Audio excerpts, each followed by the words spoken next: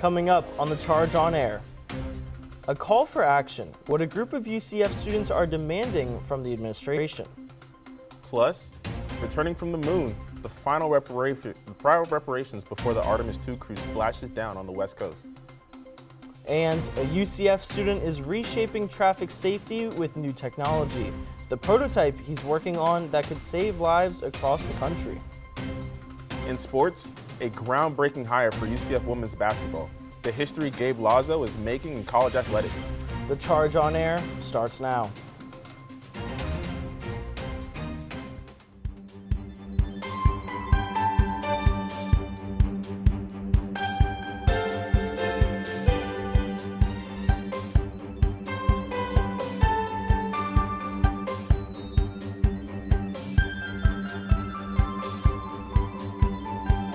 Good afternoon and welcome to the Charge on Air. I'm Nick Cohen. And I'm Kymani Brown. Today is Friday, April 10th, 2026. Right now, students are protesting on campus with a list of demands for the UCF administration. Charge on Air reporter Brianna Valderrama is live on Memory Mall. Brianna, organizers are expecting a large turnout. Yes, Nick, I'm here at Memory Mall where Sunrise UCF students and organizers have set up to strike today. And what that looks like is no spending money and no going to classes. But what you may not know is that this strike has actually been planned for a year. We do have some opposition here as well, so we have a culmination of everybody. But I got the chance to know what goes into this strike and more about something that goes this large scale. Take a look. From daily campus tablings to hosting teach-ins aimed at boosting engagement and participation, Sunrise UCF has spent the last year collaborating with organizations and getting students to sign petitions to challenge the university's administration. On strike day, Sunrise UCF outlines that thousands of students are not going to class or spending money, making sure their demands are heard. One of these demands includes granting the raise that the faculty union asks for annually. While unable to strike under Florida law, President of UCF's United Faculty Union, Dr. Talat Rahman, shares the importance of preserving academic freedom. It's such an attack on academic freedom that our universities, if we do not fight and if we do not get back to where we used to be, we will not be who we were. It's not just about showing up, but standing out. Tonight, UCF Sunrise is hosting their poster-making event 2 weeks just before their strike at Memory Mall, making sure their voices are seen, not just heard. Along with the faculty raise, the strike is intended to address two other key demands, including ending 287G and increasing transparency with the budget and allocation fund. While club members continue making art symbolizing the core demands, President of Sunrise UCF, Angelina Orengo, explains why different national groups decided on a large-scale strike. We decided, you know what? Students have always led the charge in social change across the nation, across history. So students have to take the mantle and basically just do it and fail or win and succeed. Orengo says May Day 2026 is only step one in creating massive change. National organizers are already prepping for May Day 2028, hoping to mobilize students and educators nationwide in a larger movement. According to UCF Sunrise president, this is the first strike that's happening across the nation for the May Day strikes. the UCF is leading the charge for these strikes. But right now, the priority is to make sure that we are getting our needs to the table. Back to you guys. A constitutional law has the chance to be modified in the near future. Birthright citizenship is how many Americans gain their citizenship. But for future generations, that could change as the law is being challenged in the Supreme Court. Charge on Air reporter Diego Ortiz looks into the logistics of how this law could change. Since 2025, birthright citizenship has been challenged in the Supreme Court as President Trump urged to review the legality of it. On April 1st, oral arguments were heard in the Supreme Court on the matter. UCF political science professor Aubrey Jewett believes that one side wants to take action on the law because it may attract undocumented immigrants. Some conservative Republicans and just some anti-immigration folks think that our birthright citizenship policy is a magnet for illegal immigrants because they figure that, okay, if I can just get over the border and get into the United States before I have my child, then that child will be a U.S. citizen. And there are many children who have been in that situation, as well as many whose parents immigrated legally to the United States. According to migrationpolicy.org, second-generation immigrant children account for 85% of all children with immigrant parents. Senior criminal justice student Murray Saba understands the advantages of birthright citizenship and doesn't love the future for children with immigrant parents. You know, it scares me. It really does scare me. As someone, I am very blessed to be in the position that I am, be able to be a U.S. citizen and, be able to have born here and things like that, based on, where my family's from. If I was born there and then came here, I think I'd be at, a disadvantage significantly. There will be a ruling on the law expected in the summer as reports suggest some skepticism from the Supreme Court. In Orlando, Diego Ortiz, The Charge on Air. If the Supreme Court takes up this case, it could affect millions across the country who have immigrant parents. It came down to the wire. Iran and the U.S. agreed to a ceasefire roughly 90 minutes ahead of President Trump's deadline. President Trump threatened on social media that an entire civilization would die if Iran refused to negotiate. The two nations agreed to a 2-week ceasefire under the condition that Iran would completely open the Strait of Hormuz. However, Iran feels that Israel and the U.S. are violating the ceasefire by continuing to bomb Lebanon. Vice President J.D. Vance says it's all a misunderstanding. I think the Iranians thought that the ceasefire included Lebanon, and it just didn't. We never made that promise. Despite the full opening of the strait agreed to in the deal, only about 5 ships traveled through yesterday, according to NBC News. Roughly 100 vessels a day passed through prior to the war. An executive from Abu Dhabi's national oil company says on social media that the strait is not open. We'll continue to update this story as it develops. The Artemis II crew is heading back to Earth after a successful trip around the moon. NASA says that they expect the crew to splash down off the coast of California just after 8 p.m. tonight. There were some questions raised about the heat shield after the damage during the Artemis I mission. NASA had made changes to the re-entry profile to make it safer for the crew on board. But overall, they say the crew is in good spirits. It's crew's loving it, so everything is looking really well from the vehicle standpoint. NASA is live streaming the splashdown, so you can watch live on YouTube and other social media. On Thursday, the university's Day of Giving focused on raising funds for its largest campaign in history. The Go for Launch campaign aims to raise $3.5 billion for UCF over a multi-year period. In the student union, UCF held a takeover event awarding prizes and treats to students and faculty, encouraging donations to UCF's various programs. UCF officials say every donation is important, no matter how much.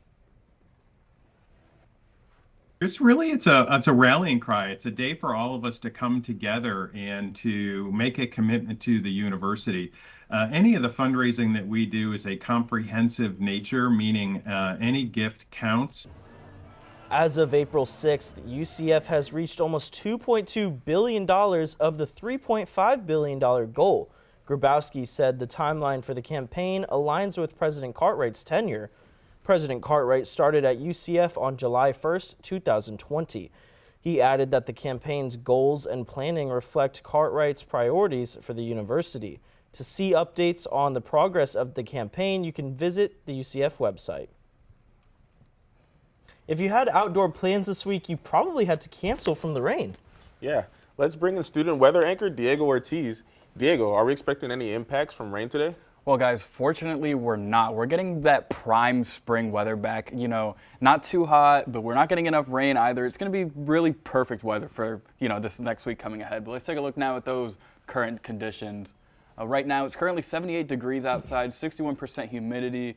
Wind is moving about 12 miles per hour east-northeast, and guys, that's 0% chance of rain. That's what we love to see. So we'll look more in the weather block, but back to you guys.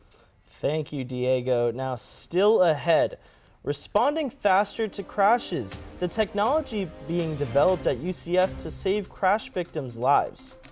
Plus,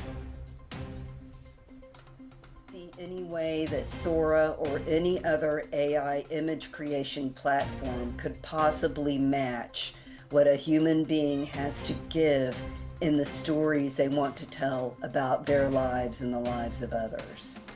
how the UCF film program is preparing students to deal with AI in movies.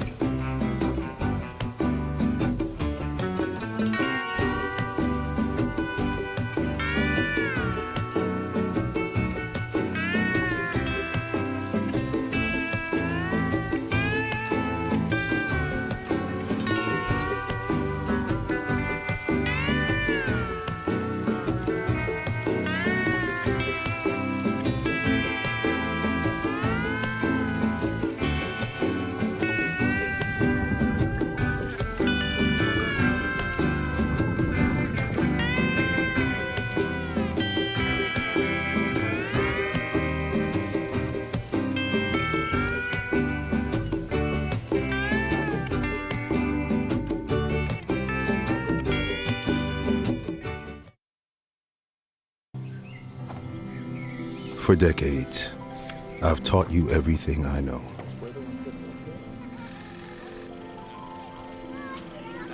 How to safely build a fire. How to control the flames.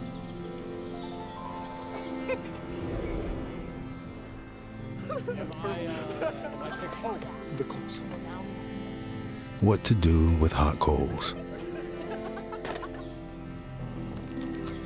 How to secure your chains.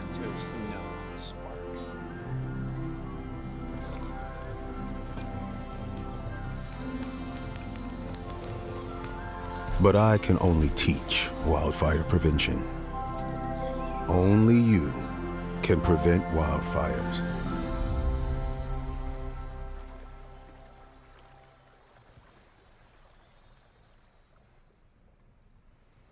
A UCF student is using a car-mounted camera to tackle pedestrian safety. Charge on Air reporter Brian Gonzalez tells us how this technology could save lives. On this car, a giant pole with a device, with a simple goal: reduce pedestrian deaths and increase response time. The device uses a camera and 6 sensors to capture data, tracking where vehicles are going.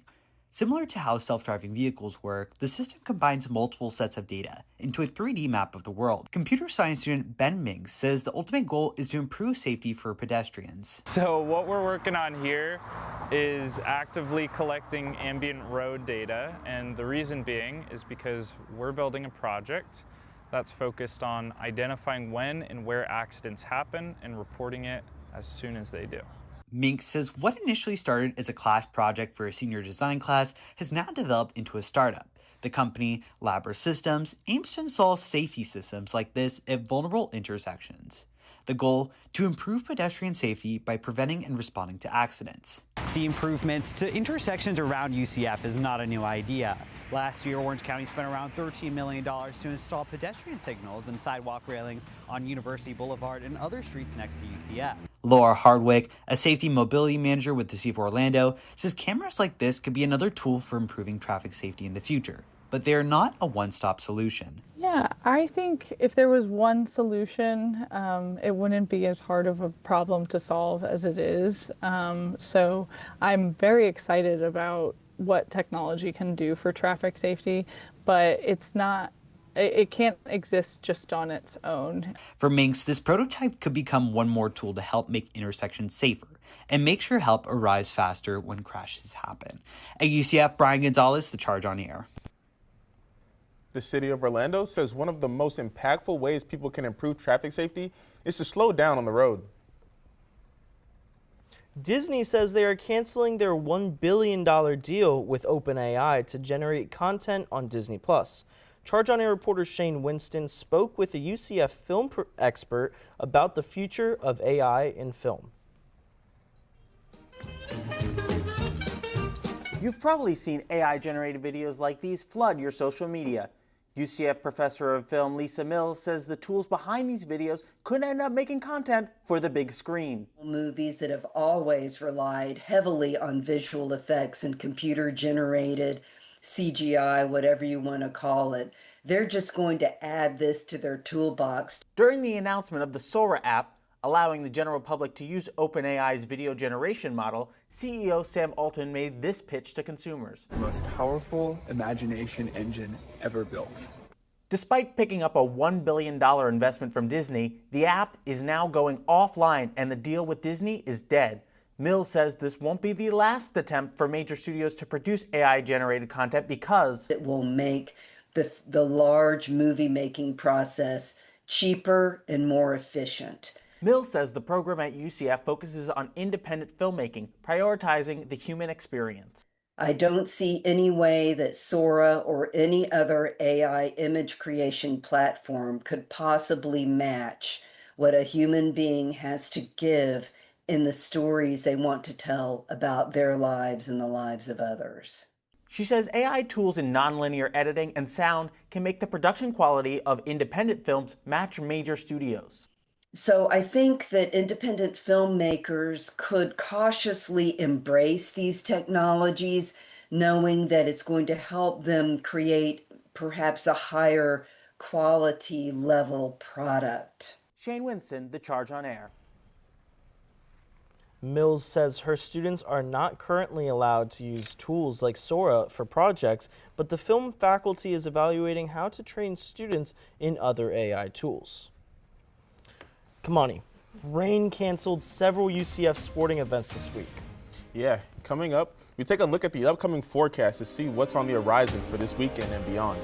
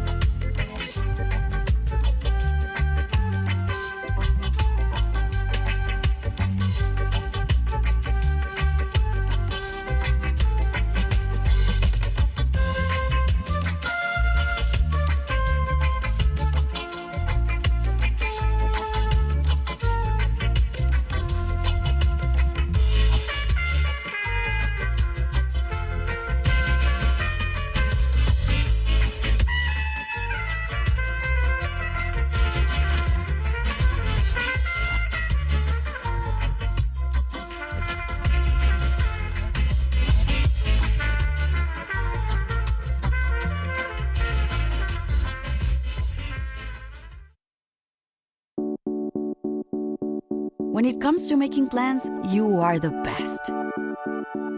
Those 9 months were also 273 days of planning. What about your daughter's first costume party? It was out of this world. And let's not forget those barbecues you plan in detail for your family and your more vegetarian by the day best friends. Surprise party for your parents' golden anniversary? You get the golden planning. The same way you plan each detail for those moments, start planning to protect you and your loved ones from a natural disaster. Sign up for local weather and emergency alerts. Prepare an emergency kit and make a family communications plan. Protecting your family is the best plan you can make. We're expecting an active weather pattern this weekend. Yeah, student meteorologist Cameron Nelson from our partners at Embry-Riddle Aeronautical University has more on our national forecast. Weekend weather-wise, where we have several systems causing some major weather, 2 low-pressure systems out west, as well as a larger system in the central United States that could bring a risk of severe weather.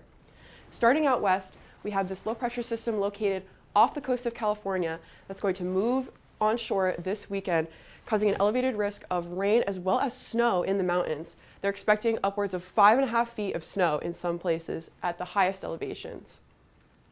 Further downstream, warm, moist air from the Gulf is going to aid in the formation of some severe storms in the central U.S. That moisture is going to continue to track northward, and we're still going to have some rain and snow all the way up through the Midwest and the Great Lakes region. Leaving you all with your temperature outlook for the weekend, that dip in the jet stream causing below average temperatures on the west coast, and then that southerly moist air warming things up for most of the eastern U.S.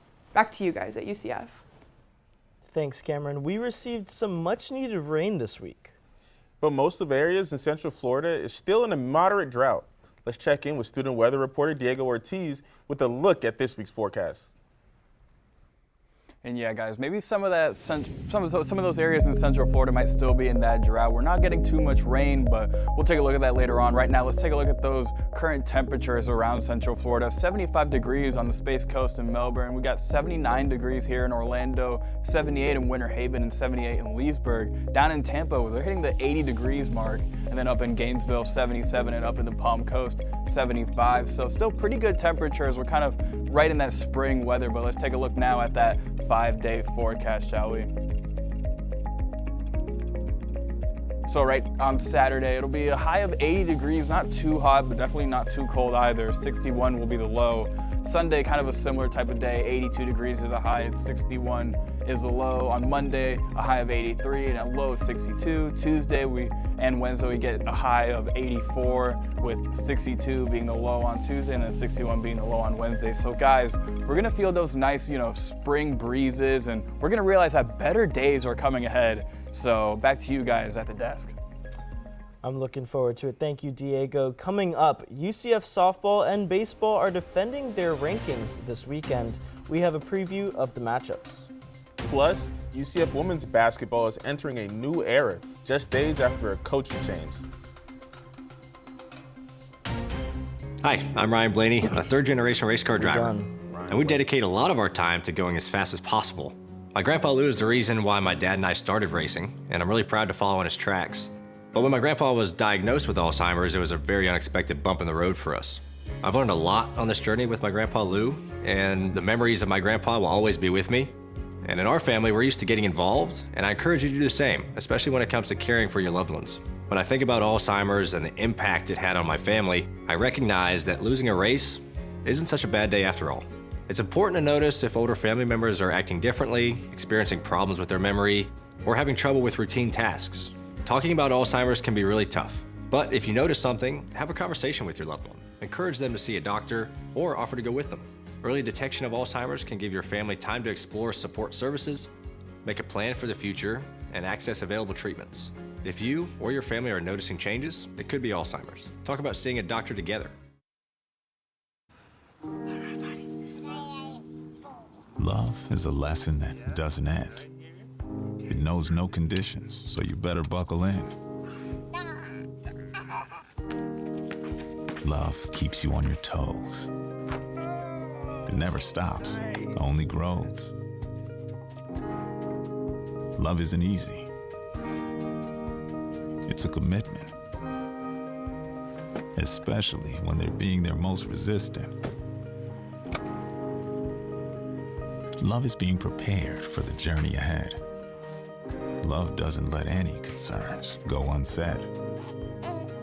Love is finding the right seat so you can take a breath. But remember, love isn't lax. It always double checks. Check that your kids are in the right seat at nhtsa.gov/the right seat. Love protects.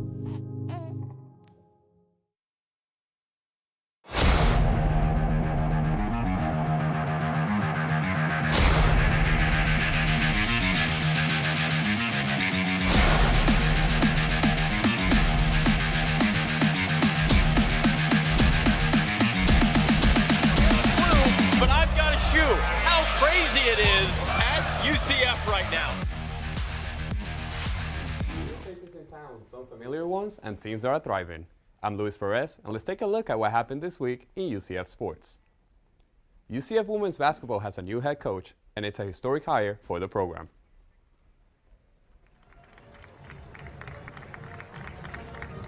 UCF women's basketball is turning the page and doing it quickly. Just 10 days after parting ways with head coach Tatia Messer, UCF women's basketball has a new leader. Gabe Lazo is taking over the program, a first-time head coach focused on building a winning culture in Orlando. Yeah, we're going to re-energize this program. Right, we have the right people in place. The staff that we have together is the key.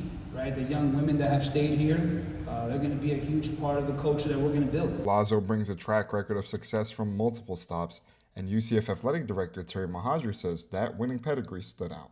Every place that he's been, whether it's high school, junior college, AAU, mid-major, I don't like that term, but that's what the basketball people use, mid-majors, all that stuff, they win everywhere. He wins everywhere.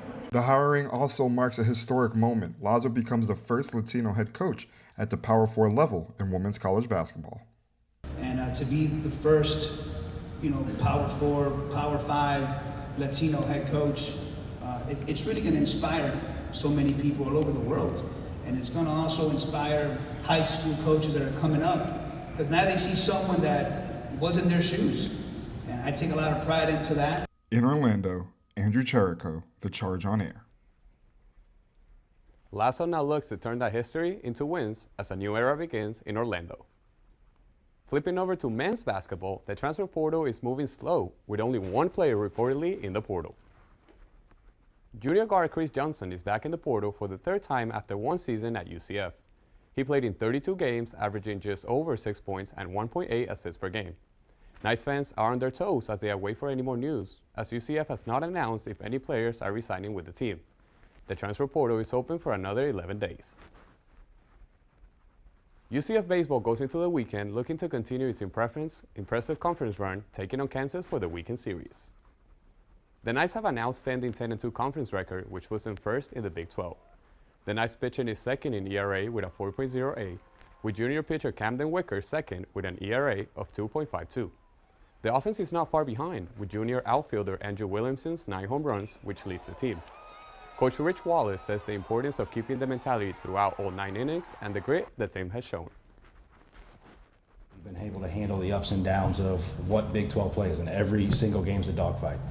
You can go through the league, look at the scores, no game's over until the 27th out, and you better be able to handle all of that. And this team to this point has shown the toughness and maturity to be able to handle that. How would you describe it? The series against Kansas will see first and second in the conference face-off. The Knights will need to sort their struggles on the road, in which they have a 4-4 record. UCF softball is also looking to push some positive momentum with a ranked matchup against the Sun Devils. The Knights picked up 2 wins in their series against Utah. The third game ended in a deadlock tie, but it means UCF is unbeaten in their last 7 games. The Sun Devils lost 2 out of their 3 games against Kansas last week. In their midweek outing, they picked up a 13-0 win against Utah. That's all for sports. Back to you guys at the desk. That's our time for right now. Thanks for joining us. Remember, you can always keep up with us during the week on thechargenews.com. Thanks for watching and have a great day.